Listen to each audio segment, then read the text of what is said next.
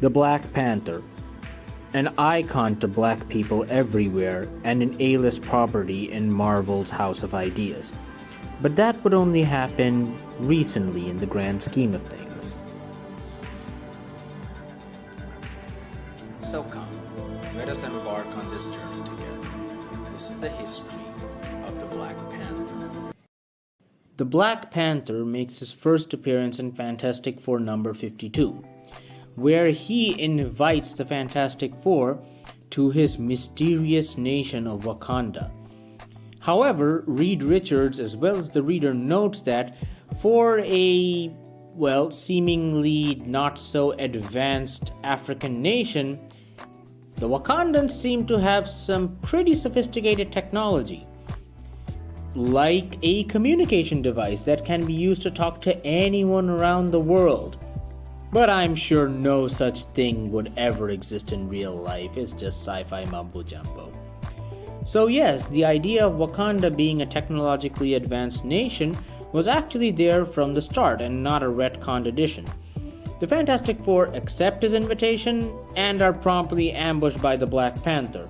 Thankfully, he was only fighting the Fantastic Four to see if he was ready to take on his father's murderer, Claw, the Master of Sound, who would go on to become a recurring foe for T'Challa. After beating Claw, T'Challa felt without purpose until the Fantastic Four just pointed him in the direction of, hey, you got these amazing scientific smarts and Panther abilities, maybe you should become a superhero. He agrees and would make a few appearances in the FF's own title before joining the Avengers at Captain America's request. I'm not gonna go into too much detail about that. The only significant thing to note here was in Avengers number 62, we are introduced to another recurring Black Panther villain, M'Baku the Man-Ape. God. But all good things come in threes, including villains, so let's get to the story arc that introduced one of the greatest foes T'Challa has ever faced, Killmonger. First, a little backstory. T'Challa would get his first solo story in the anthology series Jungle Action. Proofreader for Marvel, Don McGregor, noted that the previous stories in the Jungle Action series tended to have white protagonists in African settings, giving the whole thing an outdated white savior vibe. He was then given the task of creating original material, and he chose to use the Black Panther to do so. The result was one of the most critically acclaimed work that had been done so far with T'Challa, which also doubled as one of the first ever examples of a multi-issue story arc in comics. The success of Jungle Action prompted Marvel to give T'Challa his own series, though instead of McGregor writing, the job was handed to the legendary Jack Kirby. The results were mixed, to put it mildly. McGregor had the Black Panther dealing with the challenges to his throne by Killmonger, and had him fight the KKK in the United States. Kirby had him become a treasure hunter and gain ESP powers? Needless to say, not exactly a seamless transition. Kirby would leave the title after 12 issues, leaving new writer Ed Hannigan with the extremely difficult task of trying to tie the two dangling plot threads from the two writers together. And he did a decent job, but couldn't save the book as the series would get cancelled at issue 18 and the story would be completed in the anthology series Marvel Premiere. T'Challa would next appear in a 4-issue miniseries in 1988, written by Peter Gillis and penciled by Dennis Cohen. This is actually one of my favorite Black Panther stories, so I'll summarize it a little bit. T'Challa loses the favor of his Panther god when he chooses not to interfere in a neighboring African country suffering from apartheid. Instead, the god possesses one of the victims of the regime and tries to incite a bloody revolt.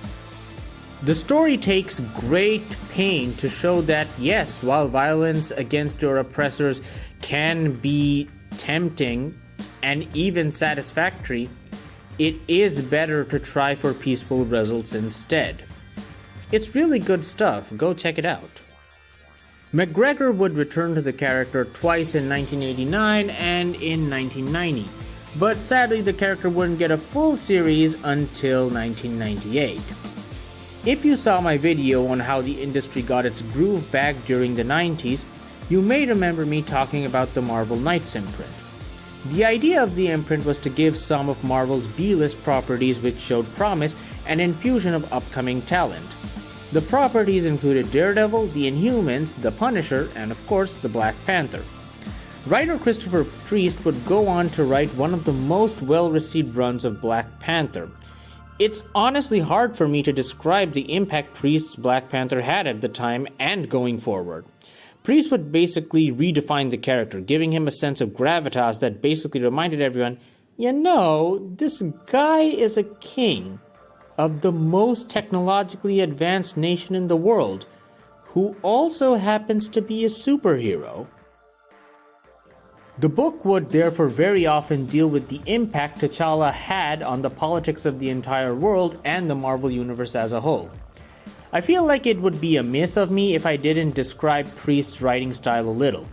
He used what is commonly known as in medias res, which is a technique in which we are dropped into the middle of the story and then through a character's flashbacks or retelling of the story, we would get to the current point.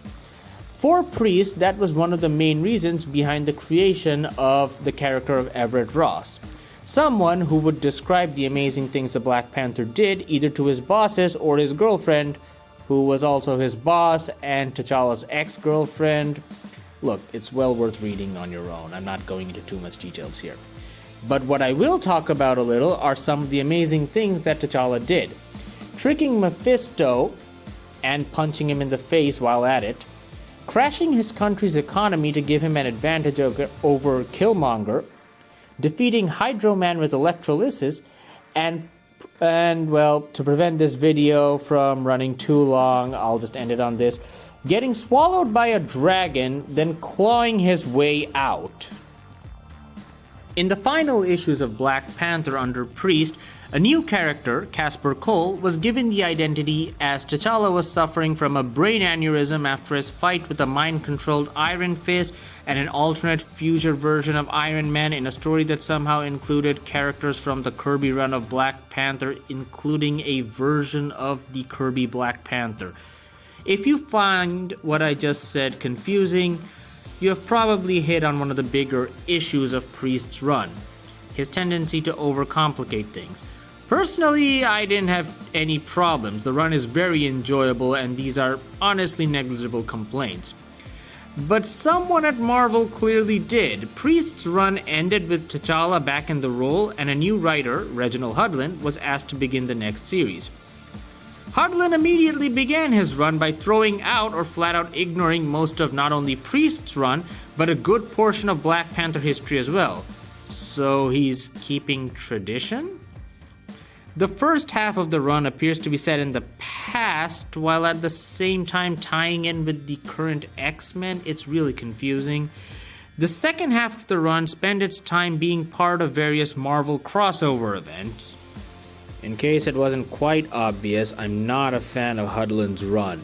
However, he introduced two things into Black Panther mythos that would be important: his sister Shuri and T'Challa's marriage to the X-Men Storm. However, it would only be under later writers that, these concepts would be expanded upon.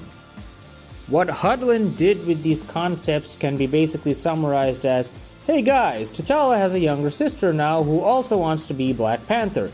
And hey everyone, T'Challa and Storm really should be together, and to really drive home the point, let's have the Watcher show up at their wedding. Still, his run was popular enough to get rebooted with a new number 1. Hudlin writes the first story arc of this new run and manages to give Shuri an impressive amount of character development and showed why she wasn't worthy of the Black Panther mantle then, but was now. However, this comes at the expense of T'Challa, who appears to be suffering delayed effects of that brain aneurysm he got from Priest's run, as he gets outwitted by Doctor Doom. Seriously, how did Doctor Doom get Doombots in T'Challa's plane? How does he not have any contingency plans? It's just... Okay. I'll stop complaining about that. Jonathan Marbury takes over for the remaining issues, and it's not great. The entire series is basically a lead-up to the event comic Doom War, also written by Marbury. So let's talk about that. Dr. Doom has helped a coup in Wakanda, all so that he can access Wakanda's vibranium. In response, T'Challa makes the entire vibranium deposit inert. Spoilers for a comic that nobody except Marvel likes. Oh, and the X-Men and the Fantastic Four and the Deadpool are here too. Still, Black Panther was popular enough to have his own series, this time with the tagline, "The Man Without Fear." Wait, isn't that Daredevil's tagline?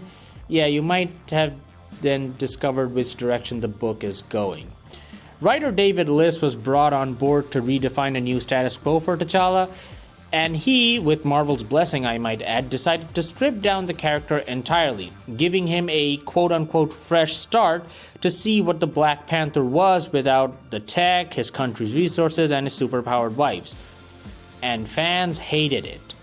The best comparison I can give here was the similarity, with Wonder Woman in the 70s. In both cases, a powerful icon loses their special gifts that made them able to stand up with the best of their universes.